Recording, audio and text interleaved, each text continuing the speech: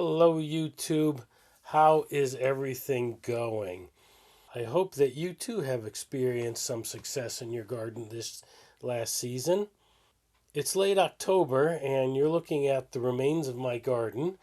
We're about 2 to 3 weeks away from average first frost date, and this will be the end of the gardening season. I know that some of you have started gardening recently.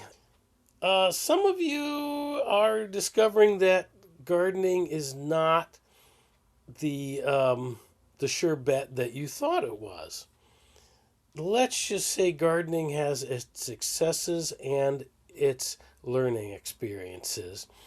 And what you're seeing here is a garden that contains about 10 years of learning experiences. So I thought it would be useful to walk through the garden as I do each year and bring you with me. And we can look at various things that I tried and we can see how well they worked and then what we can learn from them and then what we can try different next year. This brown scraggly thing with one tomato on it is a Tumbling Tom Tomato. It says it's good for growing in hanging pots. Well, actually, earlier this year, it actually looked much better than this. And we actually managed to get quite a few tomatoes off of it. But the plant struggled all season. And I think the reason is that the pot was too small. And so I'm going to repot, well, not this one. This one's done for. But next year, I think I'll grow another one and we will put it into a bigger pot so that it will have a better chance of succeeding. Speaking of hanging pots, this is a strawberry. This is a Quinault strawberry. It says it's great for growing in hanging pots, and I wanted to do an experiment and see if it was. And you can see it's got a daughter plant hanging down there to the left. Quinault strawberries, it is said, are the only strawberries that can produce fruit on their daughter plants. So I wanted to see if this was true, and it is true. I'm glad to report I got a couple of fruits off that daughter plant. Again, though, I think what I will do is next year I will transplant this strawberry into a larger pot, give its roots a little bit more room to spread out. And along those lines, it's important to note that a strawberry in its first year is spending a lot of energy trying to establish itself. And so you can't expect a lot of fruit production. Don't give up on your strawberries after a year because they didn't produce very much fruit for you. See them through the winter, bed them down, and then clean them out in the spring and give them their second growing season, and you'll be amazed at how much fruit they get in their second, third, and fourth growing season. Speaking of strawberries, this is how I normally grow strawberries. All the death and dying notwithstanding, this is not how I kill strawberries. This is how I grow my strawberries. But the strawberry pyramid here is really getting in sad shape. If you look, you can see a lot of the wood that it was made from is starting to rot and split and fall apart. So this strawberry pyramid needs to be rebuilt. I would say about half the plants in this pyramid are probably about 5 years old and well past their production prime. So next year seems like an opportune time to rebuild the strawberry pyramid and put all new plants into it. And while I'm doing that, I'm going to raise up the pyramid so that the base level is at least 3 levels high, not just the one level that you see there. And that will help us pick the strawberries a little bit better and also keep the strawberry leaves that hang down over the edge from laying in the dirt, and it will keep the slugs out of the pyramid. the slugs would crawl up the strawberry plants and bypass the copper tape that I placed around the perimeter of the pyramid. All right, carrots. The first year that I put the garden in, it was much smaller than what you saw in the opening picture. And I chose 6 plants. And by the way, that's a good way to start. Instead of trying to build a really big garden right at the front uh, and grow everything in the world, start small. I believe my first garden was maybe 20 feet by 8, maybe. Um, and I chose 6 plants, and one of them was carrots. And I grew the carrots straight in the ground. But the soil around here is very hard clay. And yeah, carrots don't grow well in that kind of soil. So the second year, I got one of these big pots here, filled it with a loose, loamy growing mix, planted carrots in it, and enjoyed a much greater level of success. Well, it was so successful that I bought a second pot, as you can see here, and I've been growing a lot of carrots. That's the problem. I've been growing way too many carrots, and if I try to harvest them all at once, well, I get too many carrots and they go bad before I can eat them all. So, as you see here, I've staggered my carrots and I've got an early and a late production so that I can harvest the one pot and then I can harvest the second pot a little bit later. This is my cattle panel trellis. For years, I've been needing to trellis up plants, and I try one thing or another. I tried an old bed frame. My neighbor cut down a tree and had some long spindly branches, and I made a wattle trellis by weaving these long spindly branches together. It looked really cool, but it didn't last more than a season. But every year I try to put together some kind of trellis for my sweet peas, for my beans, for my cucumbers.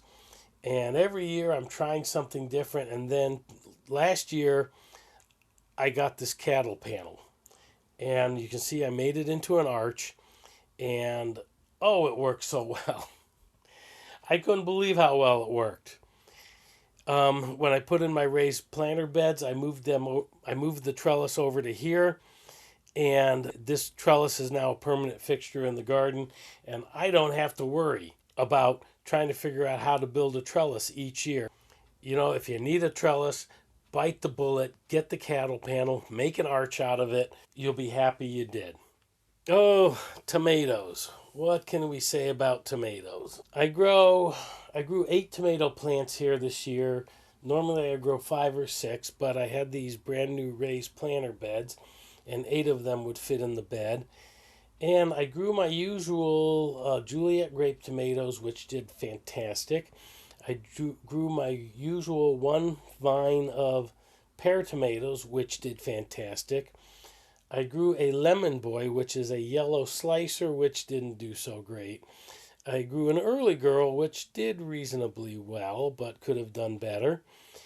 And I grew 4 Romas, which you see there on the left, which were a huge disappointment. I tried doing Roma tomatoes several years ago and just had the worst problem with blossom end rot on them. And so I studied the issue, I tried a few things, and I pretty much figured I knew how to grow tomatoes and squash without having to suffer blossom end rot. I figured I know what I'm doing now, and so I'm going to do 4 Roma tomatoes, and I'm going to make all kinds of spaghetti sauce. And I threw away more Roma tomatoes because of blossom end rot. And I did not ever have enough tomatoes to make into a sauce. And I usually say just keep trying if it doesn't work. If at first you don't succeed, try again. But in this case, I'm thinking I'm just going to give up on the Romas. I have very good success with early girls, and if I had planted 5 plants of early girls, I would have had a lot of spaghetti sauce. But I didn't, and so I didn't. Stair step planter. In the background, you see a wooden stair step planter that I made out of a stair stringer, two stair stringers, and some window pots. I've had this for years and it works very good. And it's a great way to grow a lot of herbs in a small space. I've got oregano on the bottom, basil in the next one, two kinds of chives in the next one up, and then rosemary and thyme in the top one. Next to it is a retail stair step planter. My first one worked so well, I have a second one going here, and you can see it's got 5, not 4 uh, planter boxes. To the point I didn't know what to do with them all. On the bottom, I tried to grow some little gem lettuces and had reasonable success. In the next two up, I grew more basil, and for once, I had all the basil that I wanted. Managed to dry out plenty of basil, and we had plenty of fresh basil all summer long too.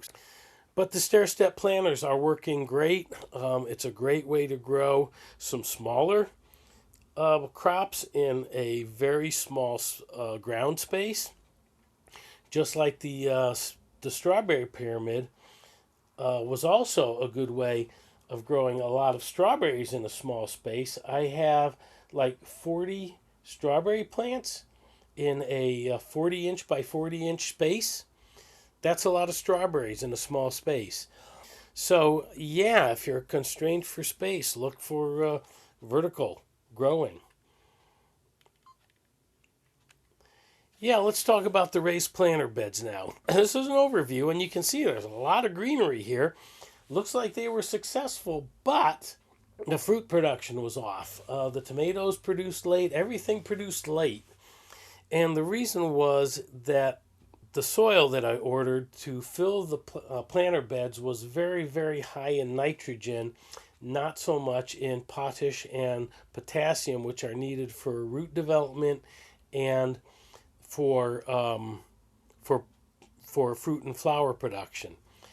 So they produced a lot of leaves. You can see those zucchini plants right there in the middle, just growing like gangbusters. Well, in fact, everything's growing like gangbusters because of all the nitrogen, but that doesn't guarantee good fruit production.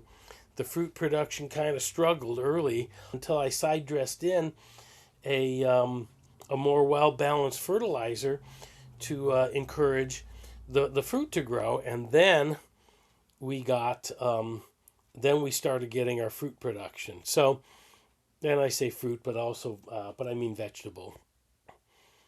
A small bolted lettuce. I've been having trouble with lettuce.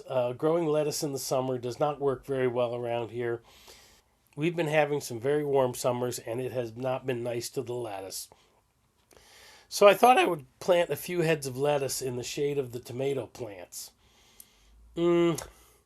Apparently they don't like growing in the shade of tomato plants.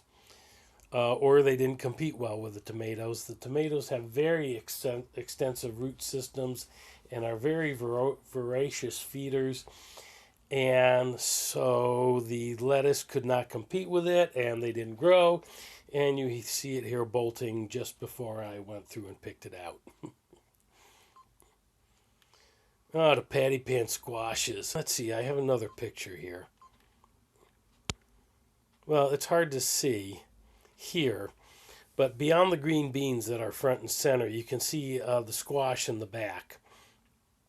And I've got yellow and squash and one patty pan back there. And the patty pan is actually rooted right behind that that T-post, that green T-post you see there just off the left center of the picture.